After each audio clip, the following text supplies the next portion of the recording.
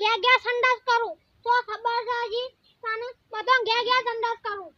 મારી માની જોગણ તને તપેલું રાખ્યું છે ને તે બધા 500 રૂપિયા કાલે આલ્યા છે બધા મીટિંગ કરી હતી મોદી પાસે આપવાના છે કે મોદી પાસે જવાનું છે તને ગમમાં સરપંચ બની જાવનું પાછું તો આ વિઠુભાનો બંગલો કોઈ હે તન સામાનનો આ